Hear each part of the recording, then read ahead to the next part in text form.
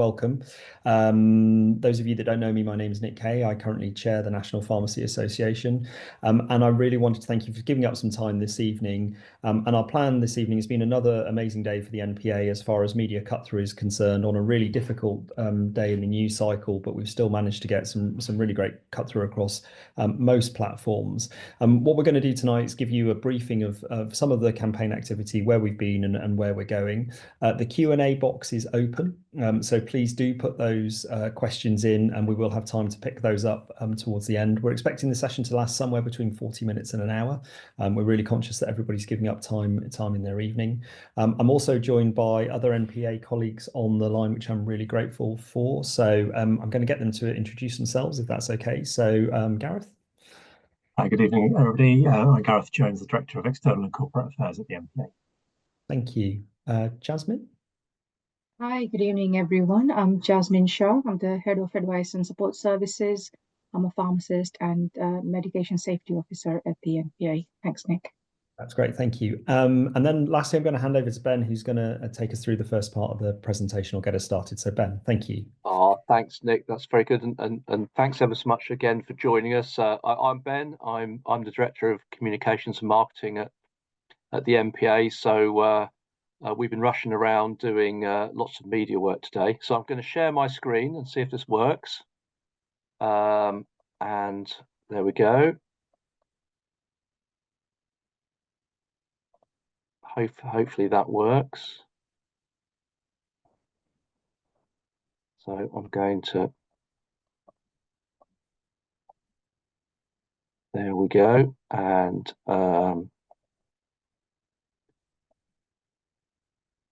right, I'm hoping everybody can see the slides on the screen, which is good, it works.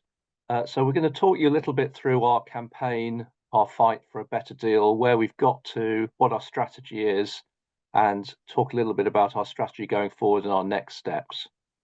So obviously Nick's said hi to everybody already, and I'll talk a little bit through where we've got to. So I thought I'd start off by rewinding a few months, and people may recognize some of these pictures I've got on the screen from the days back in the autumn where everybody wore black, where we went down to Downing Street. We took the Save Our Pharmacies petition to number 10. We took a battle bus round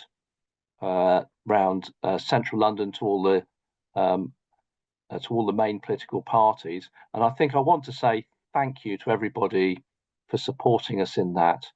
And we've really been running a sustained campaign for months now, partly to raise the profile and standing of the community pharmacy network and the work that you all do every day, and partly to impress on the public and therefore on politicians the need for better funding and raise awareness of the funding crisis in pharmacies. And although we've been doing this for months, this is actually a relatively short time to change public opinion. And we really think that we've had an impact.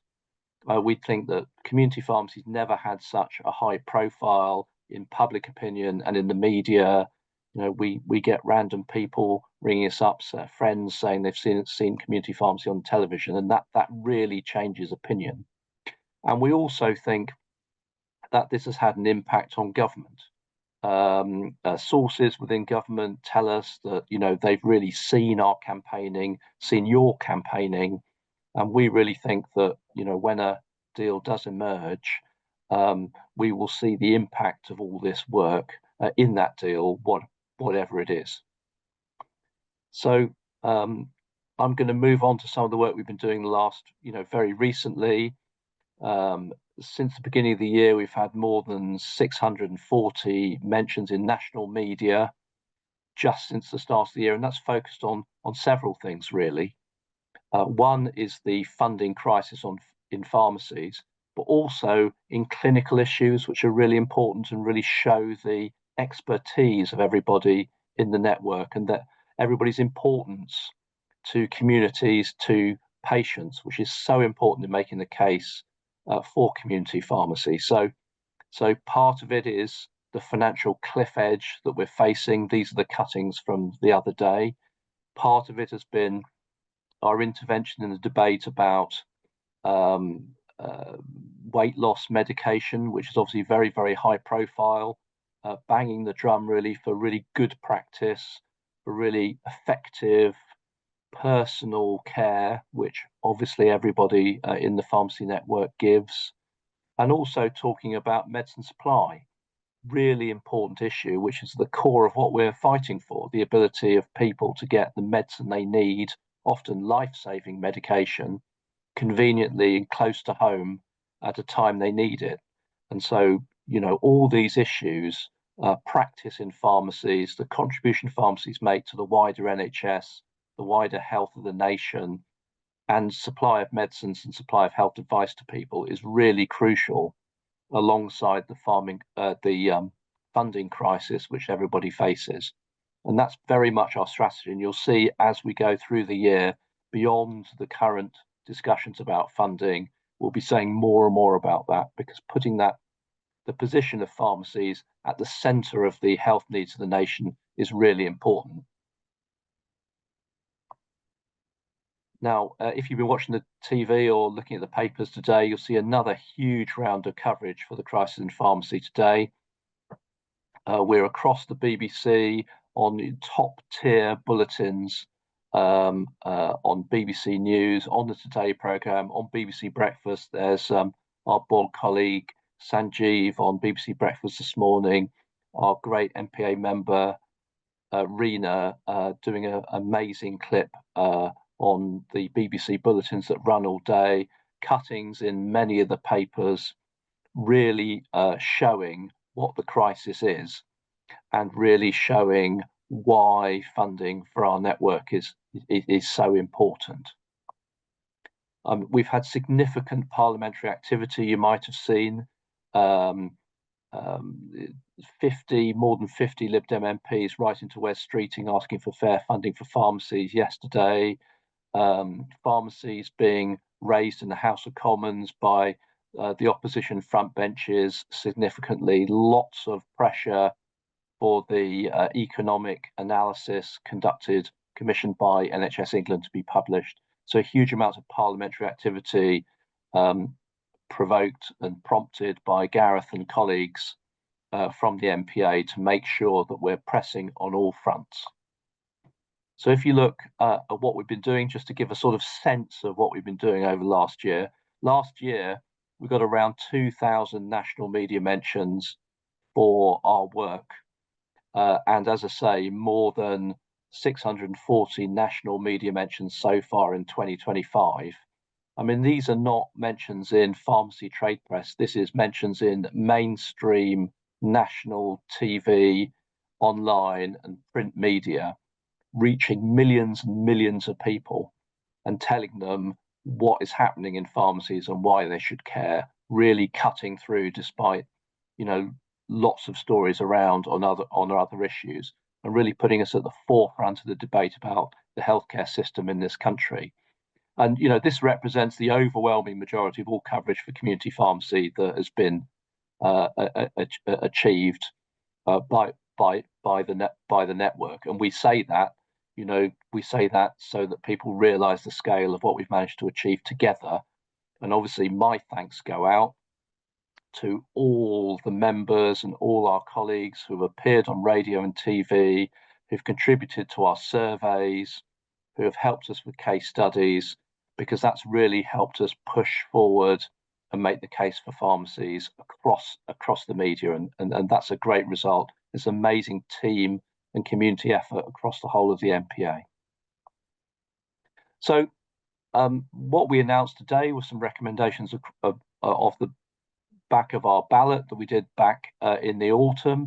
This is a slide just to remind everybody how people voted in England. An overwhelming yes vote for people saying they were willing to limit their services in the interest of patient safety, so important if improved funding is not forthcoming.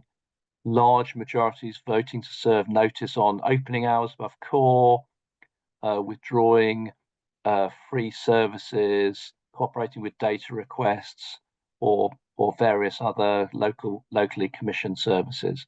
Really strong solidarity from our network. And again, thank you to everybody who voted. Thank you to everybody who participated because that united front's so important in influencing government. As you might have seen, we've set out at the NPA 5 tests that we think a settlement needs to meet. And these are very broad, but they give an idea of the sort of elements that we think a settlement ought to achieve. So important to get above inflation increase in the global sum. So important to get some support immediately into the hands of contractors now. No more clawbacks from 2024-25. We think it's so important that core funding is delivered equitably and transparently and not dependent on the actions of other health providers. I mean, you know, people's income shouldn't depend on whether others will refer people to you. And we've also said there needs to be a clear roadmap to reform of the sector and the drug tariff set out so that we don't get into this position again. We've also said it's very important that there should be a mechanism for reviewing funding regularly. So these are the elements that we think a deal ought to include. This gives scope for lots of different scenarios, but we thought this summed up the basic bottom line that we ought to be looking for. So there's a question that lots of people have asked actually on WhatsApp groups and other places, which is why now? Why are we making a recommendation now that people consider action around the end of the month and consider serving notice on core hours or serving notice to their patients on free services around the end of the month if we don't get an adequate settlement? Well, there's a few reasons. The first is we know there's an April financial crunch hitting everybody with unfunded costs for the national minimum wage, for national insurance, business rates are going up for lots of people, and also it's a difficult time of year because of the way funding works through January and February. We want to show that a settlement might give us a bit more, but it may not stabilize the sector. There's been a shocking run of closures even this year, with pharmacies having to shut their doors. We don't want that to continue. We want to show that, you know, what comes out needs to try and stabilize that. And we want to lay it down that we need further reform. Whatever happens in the next few weeks, we need the government to sit down and talk seriously with us, have a grown-up conversation about how we reform the system, how we achieve the government's objectives with which we agree to bring care closer to communities and move forward to a more sustainable future so we don't end up in the situation yet again. And I am just going to interject here as well, actually, because there's a reason for me as well, which I think is absolutely fundamental. As people have probably heard me speak before, it's an absolute privilege to be the chair of the NPA. But at the minute, it's actually really hard in some respects, which is the respects of hearing those personal stories, that people actually ring me up and contact me and ask me, when's it going to get better? You know, I've heard of great people this week thinking of selling their businesses. I'd never thought I'd have conversations with them. And somewhere somebody has to transmit not only the financial toll that it takes on individuals, but also the personal toll. You know, I once had the NPA described as a family of families, and I feel a huge weight of responsibility in making that the people in power accountable to the multi-generational businesses potentially that are affected by all this. So I think you're absolutely right to highlight those types of things, but actually, Ben, as well, there is that human being touch, which I think the board of the NPA is uniquely placed to sort of articulate. And those stories are drawn from our members, those WhatsApp groups that are out there. You know, sometimes people have different ways and different opinions to articulate their point of view, but the common thread that's running through that really human being story is something that I personally felt we could wait absolutely no longer for reminding people what's at stake. So I didn't want to interrupt the presentation at that point, Ben, but I thought that was really important. Thank you. No, thanks, Nick. And I've been in some of those conversations myself, and it's heartbreaking to hear the difficulties that some people face.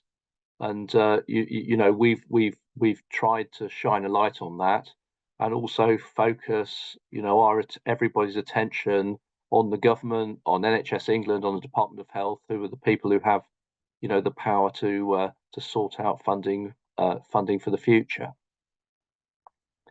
So what were we recommending today? We were recommending that people consider serving notice on supplementary hours from the 1st of April if an adequate deal is not delivered. We've recommended that people think about changing free services, so they either remove them or they charge for services like deliveries or MDS packs. We've asked people to consider from April the 1st whether they need to serve notice on locally commissioned services, if that works for them, and also to look at data requests for the government over and above what's in the contract. Now, we know that many people have taken these sort of measures already. Many people have planned for them, but many people have not. We've taken the view that that decision is obviously for you and for your colleagues as contractors to take. We're not a union, so we can't tell you what to do. We wouldn't presume to tell you what to do in any event. We must, we think you must do what's best for you, for your business, and for your patients and your community. But there's an opportunity for us to take a bit of the heat here about these sort of decisions and give people an opportunity to think about this at a moment in time if they feel to need to do it in the short term or the longer term in order to make their businesses sustainable. So there's a QR code on the screen, and the QR code links to a piece of safer working guidance which we've put together, which Jasmine and colleagues have put together, which is quite detailed and gives some guidance on supplementary hours and how to reduce back to core. It gives some guidance on free services and some guidance on locally commissioned services, including some template letters to patients, some template letters to commissioners, and some general guidance to go about it. So I don't know whether you want to add anything, Jasmine, but it's quite a comprehensive piece of work, and it's there to help you take actions that you might feel are necessary and offer some support through that process. Hi, thanks, Ben. I think you've described that very accurately. I would only add that there's also key considerations in there, sort of the things to think about before making any changes, to make sure from a patient safety perspective it's done in a risk managed manner. And of course, the team are here to support members with any direct inquiries. So please feel free to get in touch. Thanks, Ben. That's great, Jasmine. And it's worth reminding everybody that Jasmine and team are always on the end of the line to support members with questions they have and help. It's also worth mentioning that if you go to the NPA's YouTube channel, you'll find recordings of some of our previous masterclass sessions where we talk about where colleagues share their experience of having moved away from free services and doing things differently, and how they've made that work for them, made that work for their business, and made it work for their patients in a clean and sensible way. We've made it clear in all our communications today that all these changes would need notice periods, would be introduced carefully and sensitively, both to fulfill contractual obligations to the NHS, but also fulfill obligations to patients and make sure they're not put at risk. So we think that's really important. And so we've prepared the ground for anybody who wants to take these actions at the end of the month or wants to start serving notice, that it won't happen overnight. There's a process to go through to keep people safe, because we think that's just really important. I'll flip on to the next slide, which is another QR code. It looks superficially the same, but it links to a different site. And I think one of the things that we were really keen that people do, and obviously I think I'm stating the obvious for everybody, is one thing to do is to consider your patients. And as I say, Jasmine's guidance includes sample letters to give people notice and so forth. But the other thing to consider is your team. And this QR code links through to some of the support we've got from our partners WorkNest, who are there to assist you if you have any specific queries regarding managing your staff levels that could impact team members' terms and conditions. So again, really important. We're keen, we understand the sort of publicity we've had today will be of concern to people. We're really keen that we reassure them and we give you every support you need to do that. My colleague Simon has asked WorkNest to produce some specific guidance on that, which I think they're doing. So we hope to roll that out with luck later on this week. But we'll send it out in our regular member comms. So we really hope that that's useful. As with any QR code, wave your phone at the screen and that should take you to the right link. All of this is available on the NPA member hub. So if you're an NPA member, log into the hub and you'll find this sort of information that's readily available to help. So I'm going to pass over to Gareth now, who's going to talk a little bit about what our next steps are and our strategy going forward. Thanks, Ben. Very soon we hope we'll be in a position to be able to assess any deal that emerges from the Department of Health. At the moment, we're not don't know the details. We're not in a position to look at it, but we're hoping, believing it will come out in the very near future. As Ben has explained, we've got 5 tests, and we're going to assess any deal that comes out against those 5 tests to see if we think the offer is reasonable and it shows enough movement from the government to try to help community pharmacy. We'll also be looking at the economic analysis that was commissioned by NHS England from IQVIA and Frontier Economics. This is the first time in well over a decade, almost 15 years actually, that an independent piece of work has been commissioned to look at the actual cost of delivering the community pharmacy service.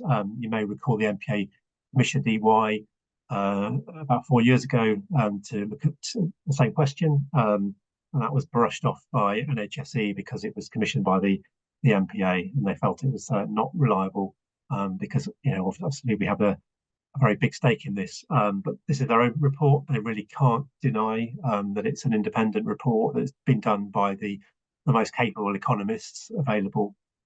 So we'll have to see what the offer looks like in comparison to the economic analysis, and really importantly, what sort of commitment the government gives to trying to meet what those numbers are in the economic analysis. Now, NPA has spoken for some time about the fact that that because of long-term cuts, the underfunding figure is about 40%. And I think we have to be realistic. Governments can't make good a gap of 40% just in 1 year. But we want to see that there's a firm commitment from them to actually get to that number over a period of a few years, and to truly support the community pharmacy network and give the network the funding that it needs. So we can then take a judgment once we've been able to analyse the offer. The NPA board has had a chance to consider it about where we go next with campaign activity. The suggestions we've made today are actually things that help people reduce their costs, whether we're protesting or not. So I think ultimately, if people do decide to reduce their hours and withdraw free deliveries, those are things that you may wish to keep long term because it's helpful for the business. But whether the protest action continues or in what form, that will be determined by the details in that offer. I think whatever happens, we're going to be keeping up the pressure on funding. There's probably quite a big gap to be closed. I'd say we don't think that will happen in 1 year. So it's really important that we ensure that community pharmacy stays really as a really high priority for government. And days like today remind government that community pharmacy is out there and does have a voice if we're not getting what we need. Last September, Wes Streeting accused the NPA of saber rattling, and some of those comments are slightly uncomfortable at the time, but that they show that actually we're getting noticed by the key decision maker, in this case Wes Streeting, and we know he's very aware of today's announcement, and we're expecting to hear from him very soon. We don't expect him to be pleased about what we've done, but we have to make sure that we are on his agenda, and he knows community pharmacy is out there, and really has a financial gap that needs to be closed. But just as importantly, we need to maintain the conversations about the clinical opportunities in community pharmacy and make the case for pharmacies in the 10-year plan. And that really leads into the document we produced actually to take the Labour Party conference last September, but we continue to discuss with civil servants and members of the government when we have the opportunity.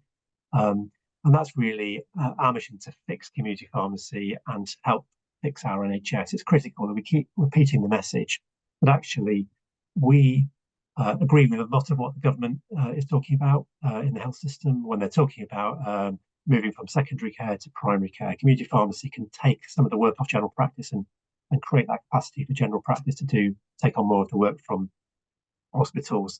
We're incredibly well placed to deliver a lot of the prevention that Wes has said is really important. And also we can play a role in the analog to digital switch. So the three big strategies that he set out, community pharmacy has a big role to play in all of those. So we are a natural partner for this government with its stated objectives. And that's the second part to our message. In that document, we talk really about what we can do in 12 months. If we get fair funding, we can do more things in pharmacy first. We can take on more vaccines. We could take on more work in health checks. In the medium term, in this Parliament, we can do more meds reviews. We can do prescription management, expansion of NMS, take on some long-term condition management, deal with some point-of-care testing, and in the longer term, community pharmacy can be a significant player in long-term condition management, medicines optimization, prevention, and urgent care, if we're given the opportunity to invest sustainably in the network. And that's always been, we've always had two very, very clear messages to government. One is that the network is crumbling and needs urgent, very urgent new funding and a sustainable offer. But equally, we're up for reform, and there's a lot the government wants that we can deliver if we have that support. So I think we are probably over to questions at this point. Yeah, thank you. So we have got a couple of Q&As come in, and I think I've got a few people who are, either camera shy or typing shy who've messaged me directly. So I think the one of the questions we've got come in, and obviously we will take the questions if people want to add some extra into the Q&A, please do. So one of the questions, team, is around, is there a phase 3 planned, further escalation? And how are we looking for what does good look like, any sort of outcomes that are kind of being monitored? So Ben, Gareth, do you want to sort of talk to that? I mean, I can obviously add in where I think we're going, but maybe Ben, Sure. the first one, phase 3 escalation. Thanks. Sure. Well, I'll take a stab at it. A huge amount of this depends on what eventually is announced. But we have plans for every scenario, and we are not going to be going anywhere in our call for proper funding for the pharmacy network. I think how this evolves, as I say, depends very much on what eventually emerges from government, because and it depends on what happens. We will carry on shouting about pharmacy funding and the need for it to be adequate, but we will also carry on shouting about the need that the public has, for patients have, for our communities, for pharmacies to exist, and the amazing role that they play in the nation's health. Because when we're making the argument with government and beyond for sustainable, adequate funding for pharmacies, we need to make the case for pharmacies being a crucial part of the health system and really being the front door to the NHS. And that's a long-term battle. And it's also a long-term battle for opinion, but it's a long-term battle for funding too. And we want to be open to the idea that there may be more than one way to secure sustainable funding for pharmacies, and that may well be bound up with the government's ambitions for reform of the NHS and moving care into our communities. Now, we don't really know what that looks like yet because the government's still talking about their NHS 10-year plan, but we are talking to figures within government about that too. And we're looking for every opportunity to use this process of reform to provide a sustainable, financially secure future for pharmacies and a proper basis on which pharmacies can support their communities and the health of the patients they serve. So lots of ways this can go, but the one thing that is sure is that we're not going anywhere, and we will carry on calling out what an amazing job the community pharmacy network does, what amazing value it provides, and what amazing opportunities there are for a properly, sustainably, properly supported pharmacy network. And perhaps I'd just add that all the recommendations we've made have been through lawyers. So we want to ensure that we're not asking people to breach their contract, their NHS contract. We're not asking people to do anything that would breach professional standards. Any other escalation, we would be very carefully taking advice before recommending anything else. And of course, public support is key. We have very, very strong public support. We don't want to do anything that would undermine that public support. So that would also feature any consideration about any future action we may wish to take. That's great. Thank you both. So I think there's some questions that are coming in around would we act with other colleagues? I think obviously we acted with other people. I think we did a joint letter with IPA and collecting signatures. So we're certainly not adverse to acting with other people. That's absolutely not a problem. Also some questions coming in around sort of core funding and dispensing fee, but actually I think one of the other questions that I've got in really is around actually when the new contract comes out, will we be doing a webinar to actually help people understand what that means for them? And I think actually that is something that we will and commit to do, that actually when we see that contract, we're going to need that deal that's announced whenever it's announced. We were going to take some time and actually sort of do a webinar rapidly and at pace to understand what it means for you and what we think that might mean for your business. So those things are definitely in train. Jasmine, there was a question about whether or not you needed to inform NHS England if NHS England were going about change of hours. I've answered that because I think NHS England will still exist for at least another 2 years, I think I've heard, and then that will come to the next person. But as you are the guru on all things sort of technical and logical, I'll just sense check that with you that that's still appropriate. Jasmine, thanks. No, absolutely spot on, Nick. Changing supplementary hours and notification, and these are all regulatory requirements, and the regulations haven't changed. So yes, absolutely spot on. NHS England still exists for another 2 years, and then we'll find out afterwards where those powers end up. But again, they will all be subject to regulatory changes. So the processes remain at the moment, just as they have been.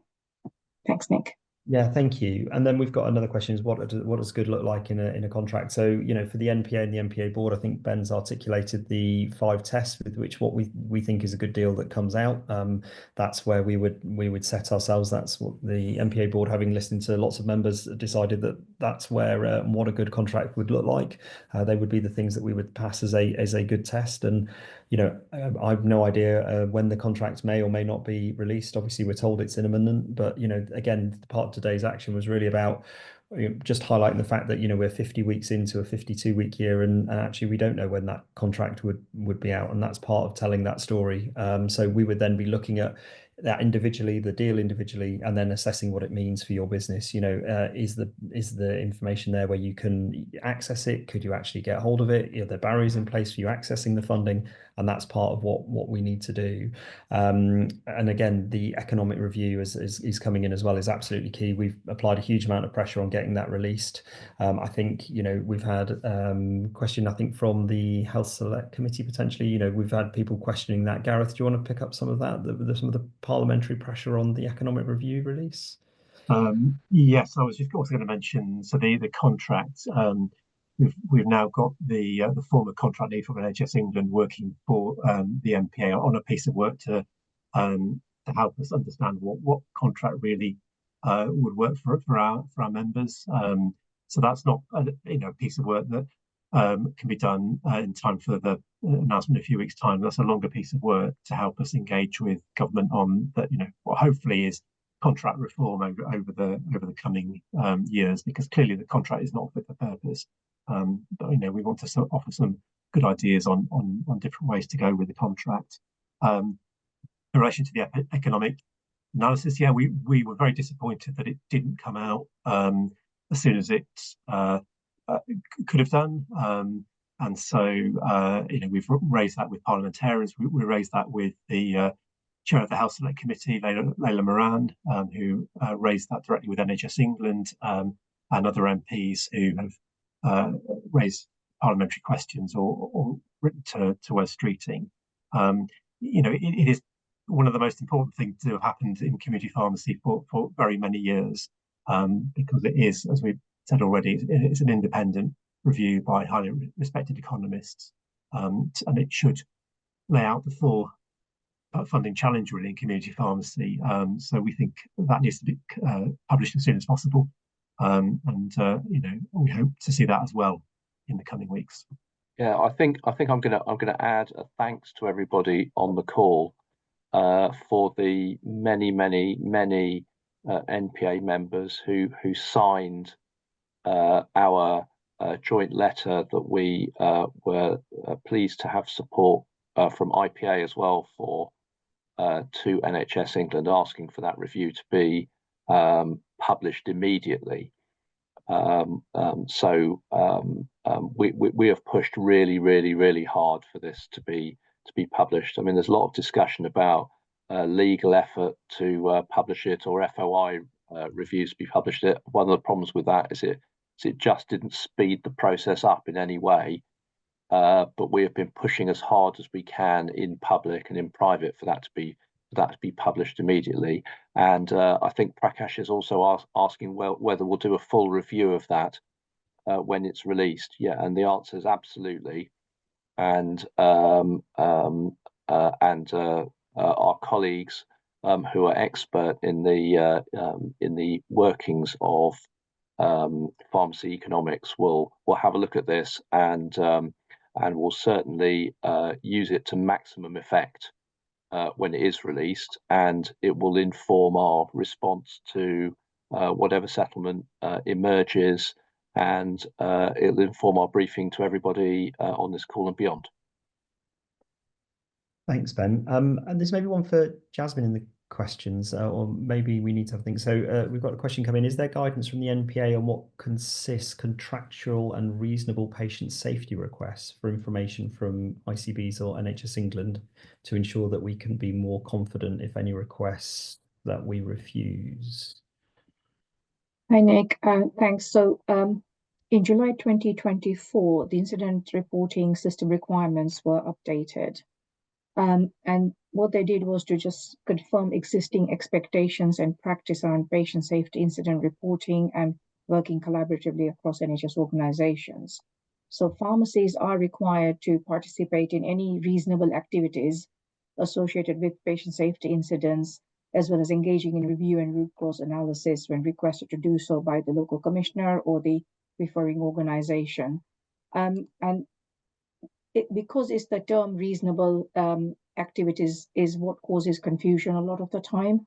And the challenge has been that there is a new system being rolled out in general practice called PSERF that requires organizations asking a lot of information from community pharmacies, and that system is still not adopted in community pharmacy as yet. However, there is a requirement to work collaboratively, give relevant and reasonable information, but it varies on a case-by-case basis, and it depends what the incident was, which organizations were involved, and it's quite complicated. So the best thing to do, as members have been doing, is when they're faced in that situation, contact the team, and we'll be happy to talk members through it at the time, as well as colleagues in the NPA insurance part of the business, and we can support colleagues on a case-by-case basis as required. Thanks, Nick. Yeah, thanks, Jasmine. I have been trying to type some replies in there. I think we've picked up lots of the questions that we've gone through. One really question which I think is absolutely heartfelt. Why do we think we've come to the bottom of the pile for this new government? And again, that is one of our really big frustrations, which is why media days and days like this and making ourselves relevant. Ben in previous lives has talked to me about red boxes and media briefings, and ministers get the cuttings of this. These do make a difference. They do land on people's desks, and which is why this is an ongoing and sustained campaign. Today has been another really important day of action, which has had a huge cut through on a day with lots of political movement and lots of things happening. So as people have been saying, we do have the support of the public with us, and we are relevant in those in getting those cut through. Now it needs to be, warm words need to be transferred into actions and outcomes for us from the government team, and again linking that back into sort of phase 3 and what that might look like. That'll look like what it needs to look like depending on what deal comes through and the sustained pressure that we need to continue to apply. I'm conscious that we're kind of coming to the sort of 40 minutes that we were said to, and we're getting those questions kind of done within the themes that we've got.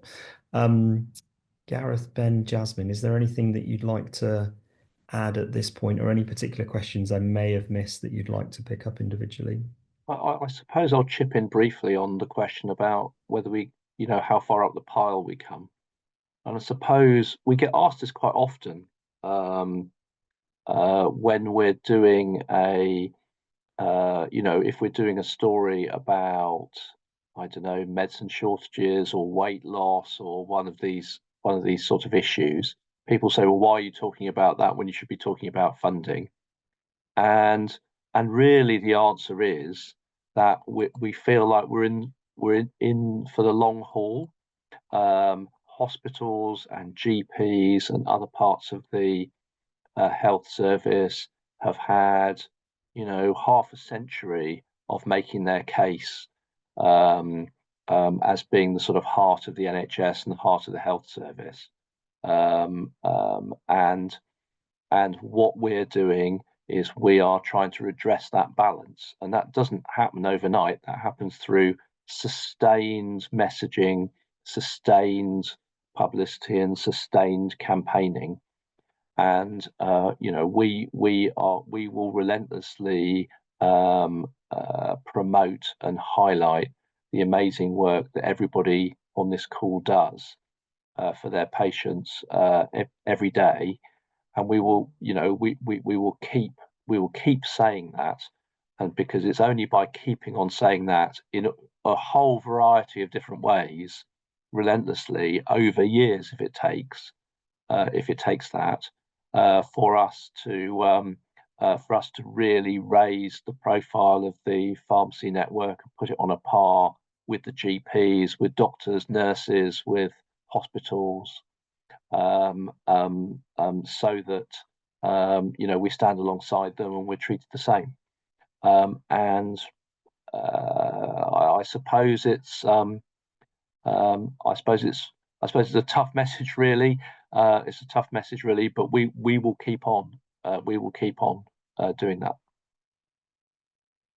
Thanks, Ben. And that, I think, is Gareth. Please.